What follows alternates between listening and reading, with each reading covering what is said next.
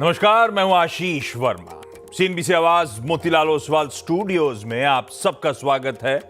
बारी आज के मॉर्निंग कॉल की और शुरुआत करेंगे सुबह की टॉप हेडलाइंस के साथ। भारतीय बाजारों के लिए मिले जुले संकेत, एफआईआई की कैश और वायदा दोनों में बिकवाली। हालांकि ग्लोबल क्यूज अच्छे, यूएस ट्रेड डील के बाद जापान में 2% से ज्यादा का उछाल। गिफ्ट निफ्टी में भी 50 पॉइंट की बढ़त। कल मिक्स्ड रहे थे अमेरिकी बाजार। यूएस और जापान के बीच ट्रेड डील फाइनल। 15% टैरिफ देगा जापान। कार, ट्रक के साथ चावल और कुछ एग्री प्रोडक्ट्स के भी खुलेगा अपने बाजार। यूएस में $550 बिलियन का निवेश का भी किया वादा। इधर आज पीएम मोदी ब्रिटेन दौरे पर जाएंगे। फ्री ट्रेड एग्रीमेंट पर हो सकते हैं हस्ताक्षर। ट्रंप टैरिफ की 1 अगस्त डेडलाइन से पहले कमोडिटी बाजार में जोरदार तेजी। कल एमसीएक्स पर 1 लाख रुपए के पार निकला सोना। वहीं इंटरनेशनल मार्केट्स में 14 साल की ऊंचाई पर पहुंची चांदी। रिकॉर्ड ऊंचाई पर कॉपर, स्टील समेत दूसरे बेस मेटल्स में भी उछाल।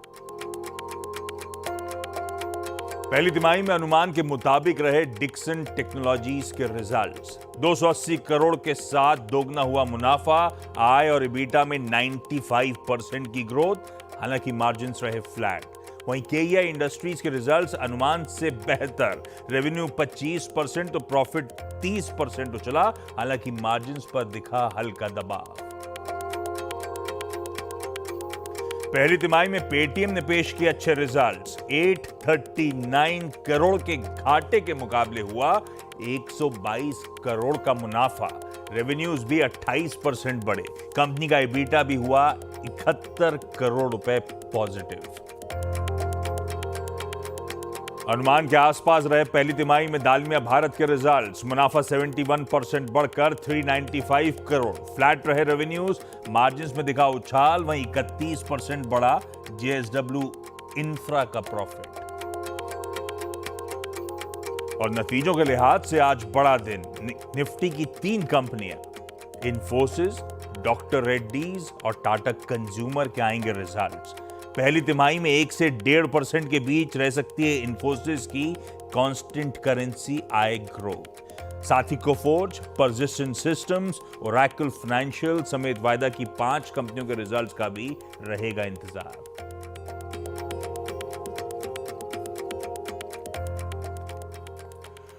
ओके, बुधवार की सुबह है भाई। इस ट्रेडिंग वीक के मिड पॉइंट पे आ गए अपन। वो 2 वीकली एक्सपायरीज के बीच वाला वो सैंडविच सेशन है। कल जैसे कई सारी पिछली सेंसेक्स की एक्सपायरीज हुई हैं, कल सुबह हम लोग उसकी चर्चा भी कर रहे थे, वैसे ही कह लीजिए कल का ट्रेडिंग सेशन भी लैक्सलश्यर, मंद था, ठंडा था। वो मंडे की जो बढ़िया क्लोजिंग थी उसको फॉलो थ्रू नहीं मिला, ऐसा कह सकते हो आप। गिफ्ट निफ्टी की तर्ज पे खुले तो ठीक ठाक थे। इंट्राडे सेशन स्क्रीन पर रखिएगा। हम 80-90 पॉइंट इन ग्रीन, 1/3% ऊपर खुले थे। पर खुलने के बाद ही वो अपमूव सस्टेन नहीं हो पाए। प्रॉफिट टेकिंग देखने को मिली। और वो मॉर्निंग गेन्स गंवाने के बाद दिन भर बाकी का पूरा सेशन बेहद सीमित दायरे में कामकाज होता रहा। मतलब कोई क्लैरिटी के साथ डायरेक्शनल क्यों नहीं दिया बाजार ने।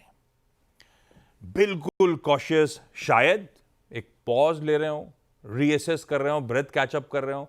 हालांकि ब्रेथ कैचअप करना बड़ा वर्ड हो जाता है। इंट्राडे में ऐसा भी नहीं कि मंडे को बहुत रिकवरी तगड़ी थी, लेकिन फिर भी रीअसेस कर रहे हो भारतीय बाजार अपने आप को। पर यह था कि सारी sectoral pockets in red trade कर रही थी। ब्रेथ कल के सेशन में कमजोर थी। हाँ, एक बात यह जरूर है इस बाजार में कि स्टॉक स्पेसिफिक एक्शन बहुत तगड़ा है। अच्छे रिजल्ट्स, अच्छी खबरें, बाजार ड्यूली रिवॉर्ड कर रहा है। और जहां पनिश करना है वहां पे पनिश किया जा रहा है। विक्स की माने तो, यानी कि इंडिया विक्स एक बार स्क्रीन पे रखिएगा। ऐसा लग रहा है उसको देखते हुए कि मार्केट का डर और वॉलेटिलिटी ईज हो रही है, पर वो भाव में तब्दील नहीं हो रहा। ऐसा दिख तो नहीं रहा निफ्टी को जब देखो आप। तो ऐसे में बीरू से जानेंगे आगे कैसे स्ट्रेटेजाइज करना है आज के इस वेडनेसडे के सेशन में। लेकिन पहले गिफ्ट निफ्टी के क्यूज ठीक है। वेडनेसडे के दिन हम 70 पॉइंट इन ग्रीन, 1/4 से 1/3% बढ़त के साथ कामकाज की शुरुआत करेंगे। पैनल रेडी है, लेकर आइए ग्लोब पर नजर का सबसे पहले स्टिंग क्विकली। हाँ, एशिया में निकेई तो चमक रहा है, उत्साहित हैं, $550 बिलियन भी डालेंगे, माल भी लेके आएंगे उनका, और 2.5% चढ़े भी हुए हैं। सब देने के बाद भी खुश हैं जापान के बाजार, शायद बला टली ऐसा मान रहे होंगे। बाकी एशियन फेरिफेरल मार्केट्स ठीक ही हैं, ऐसा कुछ नहीं। अरे यूएस के मार्केट भी, जापान रिजॉइस कर रहा होगा, वैसे यूएस के फ्यूचर्स में भी कोई ऐसा कुछ एक्साइटमेंट नहीं है। खैर, पहले कल का सेशन बिल्कुल वैसे ही जैसे पिछले कुछ दिनों की कहानी है, मिला जुला सा कामकाज आपको आपकी स्क्रीन पे नजर आएगा। और आज सुबह के फ्यूचर्स की तस्वीर भी रख देता हूं स्क्रीन पे। तो ट्रेड डील होने के बाद एक मैंने निकेई को देखा था, दूसरा यूएस के फ्यूचर्स को देखा था। यूएस के फ्यूचर्स तो एकदम फ्लैट पड़े, निकेई उत्साहित है। खैर, वो डील क्या सिर्फ यूएस के साथ नहीं हुई है, और भी अनाउंस हुई है। खैर, डेवलपमेंट्स ओवरनाइट हैं क्या, क्यूज हैं कैसे, हरमाज से जान लेते हैं। हरमाज, गुड मॉर्निंग। गुड मॉर्निंग आशीष। कल का सेशन तो अब रिडंडेंट सा ही हो गया है कह लीजिए, क्योंकि इतने सारे डेवलपमेंट्स जो हुए उसके बाद आए, उसके बाद आज सुबह ही आए कुछ ही देर पहले जापान के साथ जो डील अनाउंस की है डोनाल्ड ट्रंप ने। और बाजार इसलिए जापान के खुश है क्योंकि जिस टैरिफ की धमकी पहले दी गई थी उससे काफ़ी कम है। 24 पहले धमकाया गया था अप्रैल में, और फिर जब चिट्ठियाँ भेजी गई थी तो उसको बढ़ाकर 25 किया गया था। तो उसके मुकाबले तो 15% की दर जो है वो कम है, जो कि पॉजिटिवली देखा जा रहा है बाजार के नज़रिए से अगर देखें तो। और डोनाल्ड ट्रंप ने ये कहा है कि जापान जो है $550 बिलियन का निवेश करेगा यूएस में। कितनी अवधि में करेगा वो तो नहीं बताया उन्होंने, मगर उस निवेश का 90% जो मुनाफा होगा वो यूएस को जाएगा। ये डोनाल्ड ट्रंप ने अपने ट्रूथ सोशल के पोस्ट में लिखा था। और साथ ही साथ उन्होंने ये कहा है कि जापान का बाज़ार अब उनके बनाए हुए, यूएस की बनाई हुई गाड़ियों के लिए, ट्रक्स के लिए, उनके एग्री प्रोडक्ट्स के लिए और चावल के लिए खुला होगा, क्योंकि चावल एक बड़ा बोन ऑफ कंटेंशन था दोनों देशों के बीच, क्योंकि वहाँ पर जापान में चावल की किल्लत चल रही है। और डोनाल्ड ट्रंप ने एक बार ही कहा भी था कि उनके वहाँ किल्लत है, फिर भी वो हमारे चावल लेने के लिए तैयार नहीं है। तो इस बात पर शायद सहमति बन गई होगी, लिहाजा ये डील की घोषणा की गई है। और साथ ही साथ ये भी कहा गया है कि लेकिन ये स्पेसिफाई नहीं हुआ है कि यूएस कितना टैरिफ देगा, ज़ीरो टैरिफ होगा या उनको भी कोई टैरिफ देना होगा, ये डोनाल्ड ट्रंप ने अपने ट्रूथ सोशल में ये बताया नहीं है। और साथ ही साथ कहा तो है कि हज़ारों नौकरियां इससे बनेंगी, कौन से सेक्टर में निवेश होगा, क्या होगा, इस पर अभी क्लैरिटी थोड़ी सी बाकी है। कल का बाजार अगर आप देखें तो थे डेवलपमेंट्स जिसकी वजह से बाजार को थोड़ा सा सहारा मिला। बिग टेक में बिकवाली थी कुछ शेयरों को छोड़कर, जिसकी वजह से नैस्डैक तो लाल निशान में बंद हुआ, मगर डाउ जोन्स जो है उसने आउट परफॉर्म करा, लगभग 200 अंक चढ़कर और डेज हाई पर जाकर के बंद हुआ है डाउ। और S&P 500 फ्लैट बंद हुआ हो, लेकिन मार्केट ब्रेथ वहाँ की अच्छी थी। 500 जो इंडेक्स कंस्टिट्यूएंट्स है उसमें से 400 जो है वो बढ़कर बंद हुए थे। आज अल्फाबेट और टेस्ला दोनों के नतीजे आने हैं, दोनों शेयर कल चलकर बंद हुए, मगर कल स्कॉट बेसेंट, अब ये दोनों तरफ की बातें चल रही है। अब डोनाल्ड ट्रंप कह रहे हैं कि जेरोम पावेल ज़्यादा दिन नहीं रहेंगे अपने पद पर।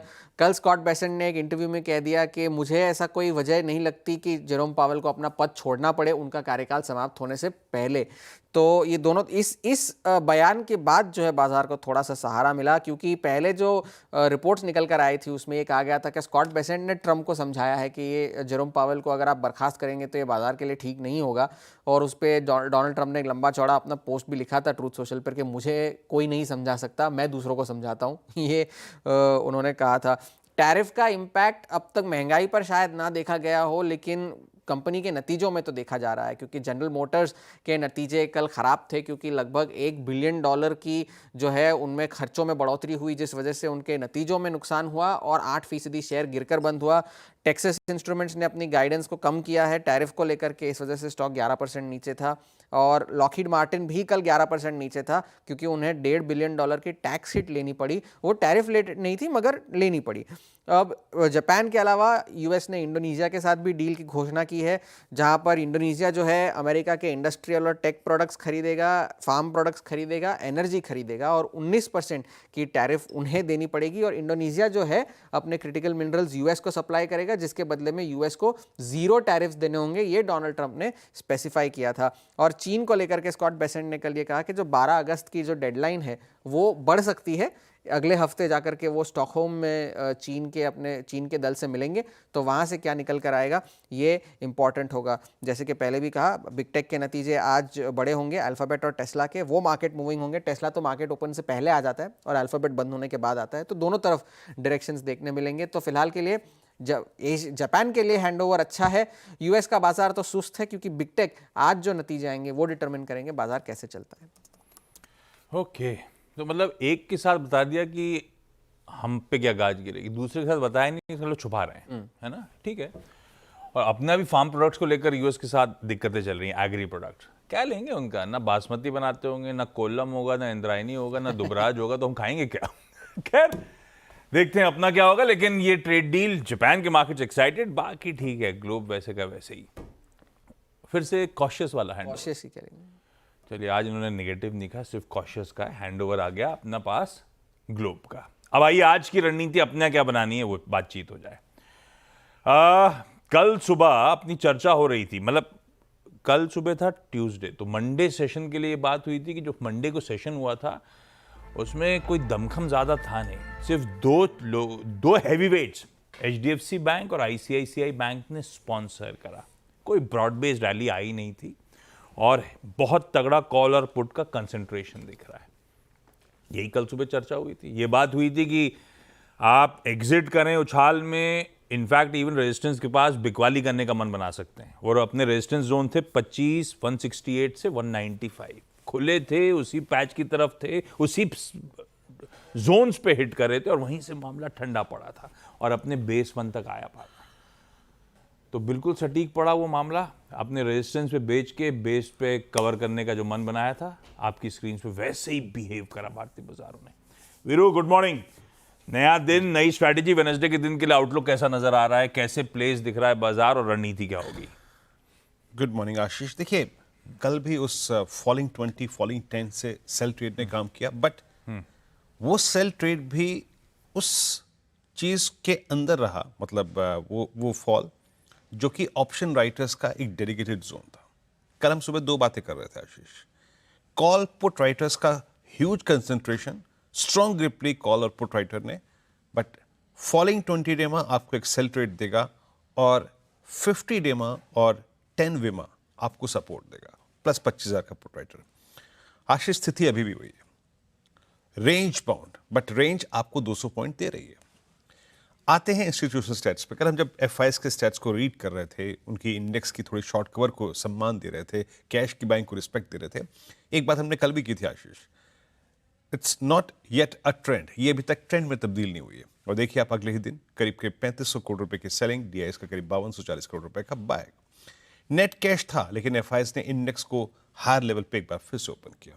जैसे अब इंडेक्स की शॉर्टिंग आई कहां आशीष, एक पुल बैक का दिन मिला, उसके बाद फिर 50 पॉइंट का गैप अप मिला, 20 डे पे आके फिर सेल ट्रेड ओपन किया, एग्जैक्टली 20 डे पे 1200 कॉन्ट्रैक्ट लॉन्ग काट लिए, 3000 कॉन्ट्रैक्ट शॉर्ट करे, स्टॉक फ्यूचर्स 1500 करोड़ के बेचे, 16000 कॉन्ट्रैक्ट शॉर्ट किए और एफआईएस का नेट शॉर्ट जो है वो कैपिटलाइज होकर अब करीब करीब 1,49,000 पे पहुंच चुका है, हाईएस्ट इन जुलाई सो फार।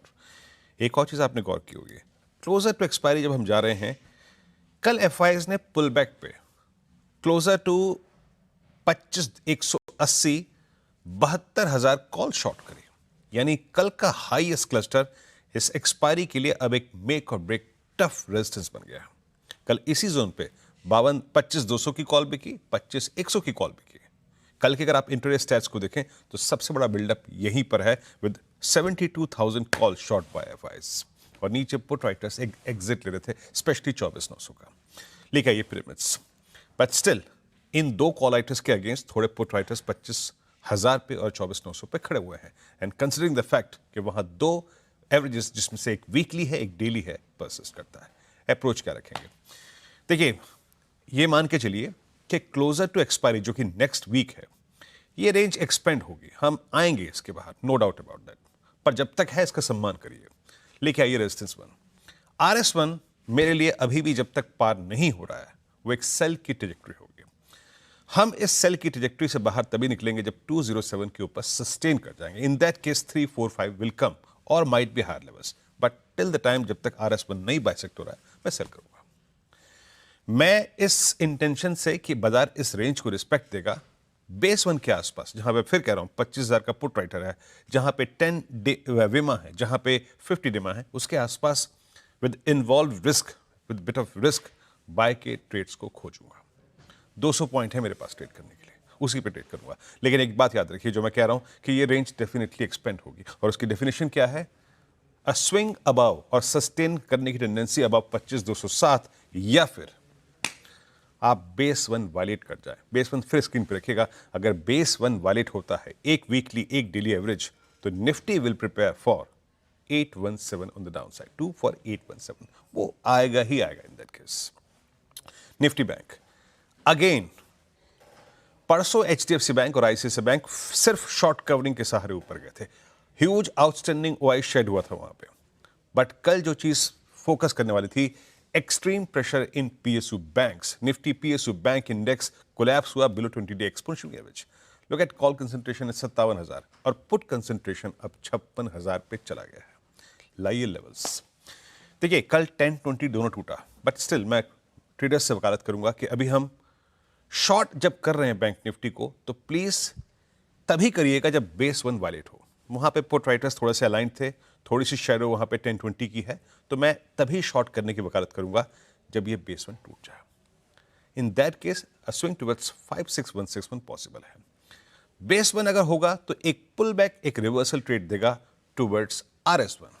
अब RS1 नहीं पार हो रहा है तो वो एक पर्याप्त केस होगा शॉर्ट ओपन करने का। इन दैट केस हम फिर शॉर्ट करेंगे टुवर्ड्स बेस 1, और हां 57,171 के ऊपर सस्टेन करने के बाद ही आपका 341 और 438 का क्लस्टर खुलेगा।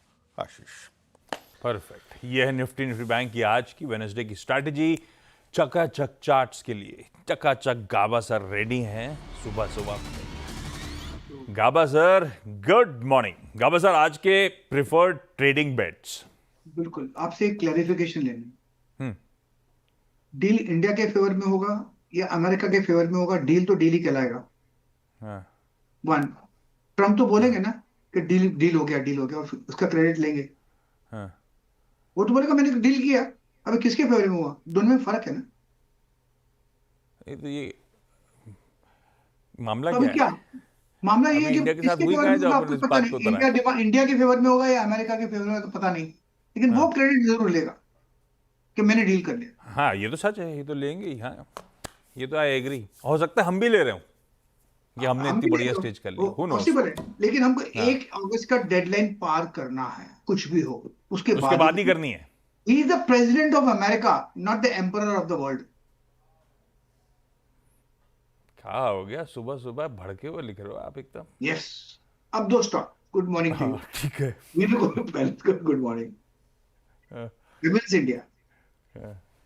हेवल्स इंडिया में अच्छा प्लेसमेंट, और लगता है जैसे अपमूव मिला था कि यहां से अपमूव मिलना चाहिए। बंद हुआ कल 1578 के आसपास। मुझे लगता है इसका टारगेट 1600 होना चाहिए, और स्टॉप होगा टाइट 1570 का। तो हेवल्स इंडिया एक स्टॉक है, उस पर ध्यान देना चाहिए। दूसरा स्टॉक M&M फाइनेंशियल। ये क्यों चुना है? यहां से भी जो बाउंस मिला है, अच्छा बाउंस मिला है, kind of a double bottom बना हुआ है। ट्रेड करेगा करीब 265 के आसपास, 265, 65, 66 के बीच में कट रहा है ट्रेड। इसका टारगेट होगा 275 और स्टॉप होगा 262। बहुत टाइट स्टॉप, आसपास खुले तो लेना है, वरना दोनों ही छोड़ देना। तो हेवल्स इंडिया और M&M फाइनेंशियल। हेवल्स इंडिया खराब नंबर्स पे कल क्या घूमा, ब्रोकरेज के डबल अपग्रेड भी आया, उसको रखिए रडार पे। आज भी तेजी का मंद गाबा सर का, और M&M फाइनेंशियल सर्विसेज कल इसके भी नंबर्स आए थे। अच्छे मूव्स एक्सपेक्टेड इन दोनों स्टॉक्स में आज कंटिन्यू हो रहे होंगे। गाबा सर होंगे 8 बजे के पैनल पे, तब और ट्रम्प साहब की और मार्केट्स की चर्चा करते रहेंगे उनके साथ। गाबा सर, थैंक यू सुबह सुबह जुड़ने के लिए। कंचन के पास चला जाए क्विकली आज के इंपॉर्टेंट स्टॉक्स इन न्यूज के लिए। कंचन, क्या कह रहे हैं? जी, शुरुआत कर लेते हैं डिक्सन टेक्नोलॉजीज के साथ। नंबर्स यहाँ पे काफ़ी ज़्यादा पॉजिटिव साइड में देखने को मिले हैं। कंपनी के प्रॉफिट अच्छा खासा उभरता हुआ यहाँ पे नजर आया है, 280 करोड़ पे रजिस्टर हुआ है। इनफैक्ट बाकी के नंबर्स भी आप देखेंगे, रेवेन्यू फ्रंट पे, इबिटा फ्रंट पे, और जो मार्जिन है वो भी हमें स्टेबल साइड में देखने को मिले हैं। जो इनका मोबाइल का बिजनेस है वहाँ पे अच्छा खासा रैंप अप देखने को मिला है, जिसके चलते ओवरऑल रेवेन्यू को एक अच्छा खासा सपोर्ट मिला है। साथ में जो आउटलुक आया है मैनेजमेंट मैनेजमेंट की तरफ से वो भी काफ़ी ज़्यादा पॉजिटिव साइड में है, बिकॉज मल्टीपल जेवीज इस टाइम पे लाइन पे लगे हुए हैं। केईआई इंडस्ट्रीज की बात करी जाए तो देखिए नंबर यहाँ पे भी हमें पॉजिटिव साइड में देखने को मिल रहे हैं। रेवेन्यू फ्रंट में अच्छी खासी तेजी देखने को मिली है, कंपनी का प्रॉफिट भी अच्छा उभर के आया है, इनफैक्ट मार्जिन्स भी अपने स्टेबल साइड पे यहाँ पे नजर आ रहे हैं। अगर इनके एक्सपोर्ट्स की बात करी जाए तो देखिए यहाँ पे 122% का हमें इजाफा देखने को मिला है, और साथ में जो इनकी ऑर्डर बुक है वो भी इस टाइम पे काफी ज्यादा रोबस्ट दिखाई दे रही है, 3,921 करोड़ पे। डालमिया भारत के अगर नंबर्स की बात करी जाए तो ये भी नंबर शानदार ही है। नेट प्रॉफिट यहाँ पे 71% तक बढ़ता हुआ नजर आया है, रेवेन्यू अपने फ्लैटर साइड में है, इबिटा में अच्छी खासी तेजी, और मार्जिन्स तो अच्छे खासे यहाँ पे एक्सपैंड होते हुए दिखाई दिए हैं। देखिए जो इबिटा पर टन है उसने अपने 4 साल के हाई को हिट कर लिया है, साथ में जो रियलाइजेशन है वो अच्छे खासे इंप्रूव होते हुए दिखाई दिए हैं, और कंपनी इस टाइम पे जो कॉस्ट कंट्रोल मेजर्स हैं उनको अच्छी तरीके से सस्टेन करती हुई भी नजर आ रही है, और उसके साथ ही साथ जो कैपेसिटी एक्सपेंशन है कंपनी उसके ऊपर भी जोरों शोरों से काम कर रही है। पेटीएम के अगर नंबर्स की बात करी जाए तो नंबर्स देखिए यहाँ पे भी हमें अच्छे ही दिखाई दे रहे हैं। कंपनी यहाँ पे घाटे के कंपैरिजन में प्रॉफिटेबिलिटी में आती हुई नजर आई है। अगर क्वार्टर ऑन क्वार्टर नंबर्स का कंपैरिजन करा जाए तो 540 करोड़ के घाटे के मुकाबले करीबन 123 करोड़ का यहाँ पे कंसोलिडेटेड जो कंपनी की प्रॉफिटेबिलिटी है वो उभरती हुई नजर आई है। जो ऑपरेशनल नंबर्स हैं इनफैक्ट वो भी यहाँ पे लॉस से प्रॉफिट की ट्रेजेक्टरी में उभरते हुए नजर आए हैं। बेसिकली यहाँ पे जो इनका जीएमवी है उसमें अच्छी खासी हमें तेजी देखने को मिली है। नेट पेमेंट रेवेन्यू भी यहाँ पे करीब करीब 40% तक उभरता हुआ नजर आ रहा है, जिसके चलते ये नंबर्स हमें अच्छे खासे उभरते हुए। चलिए और भी नंबर्स पे बातचीत होगी 8 बजे के शो में। अपफ्रंट इंपॉर्टेंट नंबर्स और इंपॉर्टेंट खबरें जो डिस्कस हो गई। क्विकली छोटा सा ब्रेक के उस बाद जब लौटेंगे तो केडिया कमोडिटीज के अजय केडिया साहब होंगे आज की बढ़िया सी कमोडिटी कॉल्स के साथ। Ajay sir good morning. बस ब्रेक के उस पार आपसे बातचीत।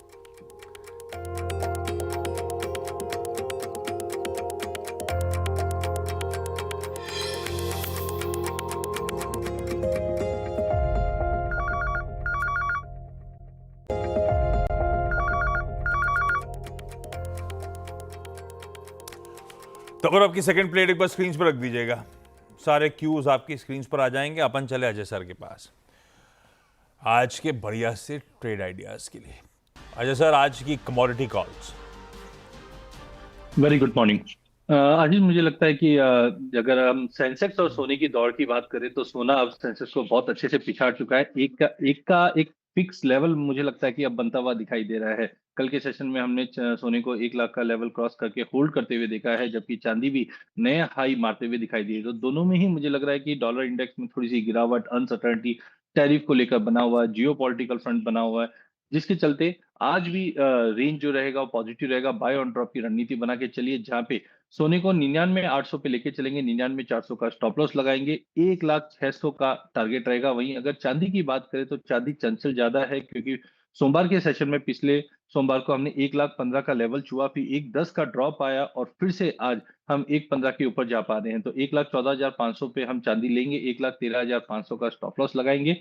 हायर साइड पे 1,16,500 तक का लेवल मिल जाएगा। लीजिए भाई साहब, बुलियन पे सोने ने सेंसेक्स को बढ़िया बीट करा है। गोल्ड और सिल्वर दोनों में खरीदारी करने का कॉल केडिया सर का लेवल स्क्रीन पर नोट डाउन कर लीजिए। Ajay sir thank you so much सुबह सुबह जुड़ने के लिए। आइए शो खत्म करने से पहले आज का इवेंट्स कैलेंडर। आज है वेडनेसडे का दिन। आज नतीजे निफ्टी के 3 आने हैं, डॉक्टर रेड्डीज, इन्फोसिस और टाटा कंज्यूमर। अगला वायदा बाजार के भी 4 नंबर्स आने, Oracle financials, persistent system, Syngene और एसआरएफ का। कैश की लिस्ट लंबी है। बोर्ड मीट्स में इंपॉर्टेंट है इंडसइंड बैंक, बॉन्ड्स और शेयर इशुएंस के जरिए फंड रेजिंग की तैयारी।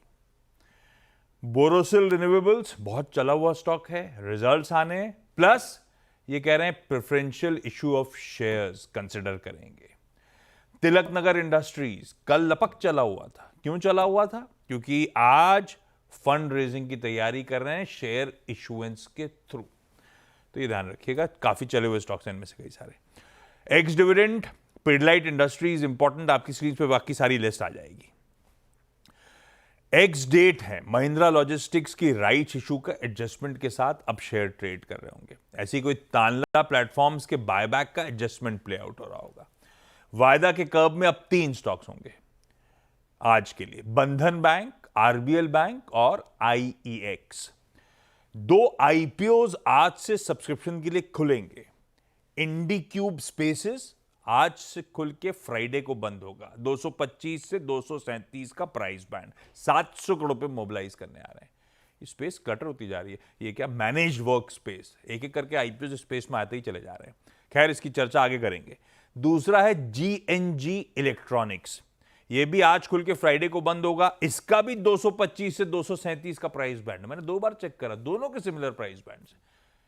ये जुटाने आ रहे हैं बाजार में 460 करोड़ रुपए। सिमिलर प्राइस बैंड है तो सिमिलर लॉट साइजेस हैं, सिमिलर मैक्सिमम लॉट जो आप अप्लाई कर सकते हैं दोनों के लिए। अच्छा, जीएनजी इलेक्ट्रॉनिक्स के मैनेजिंग डायरेक्टर शरद खंडेलवाल साहब होंगे आज न्यू ईयर कंपनी में। कोशिश करूंगा कल इंडीक्यूब के मैनेजमेंट को बुला लेंगे, तो एक एक करके सारे आईपीओ कवर करेंगे। सुन लीजिए मैनेजमेंट को, उसके बाद डिसाइड करिए पैसा लगाना है कि नहीं लगाना है। पीएम मोदी आज से 2 नेशन के टूर पर, यूके जा रहे हैं जहां पे ट्रेड डील अब तो पता ही है सबको कल साइन होनी है, और मालदीव्स जा रहे हैं। इंडियन एयरफोर्स आज एक लार्ज स्केल एक्सरसाइज राजस्थान में इंडिया पाक बॉर्डर के करीब कंडक्ट करेगी। नोटिस टू एयरमैन यानी कि नोटैम ऑलरेडी इशूड है उस एक्सरसाइज के लिए। सारे इंडिया के रफाल, मिराज वगैरह, सुकोई वगैरह सब पार्टिसिपेट कर रहे होंगे। रशिया और यूक्रेन की पीस टॉक्स का अगला राउंड आज है। 2 बार इस साल ऑलरेडी कर चुके हैं। इस्तांबुल में वो मीटिंग्स हुई थी, नेगोशिएशंस हुए थे, बेनतीजा रहे थे। रेनो इंडिया आज ट्राइबर उसका फेसलिफ्ट लॉन्च करेगा, और इंडिया वर्सेस है तो एक्चुअली इंग्लैंड वर्सेस इंडिया, क्योंकि वहां पे हो रहा है, लेकिन इंडिया वर्सेस इंग्लैंड कहते हैं, अपना नाम पहले आना चाहिए। चौथा टेस्ट है, 2-1 से अंग्रेज आगे हैं अभी।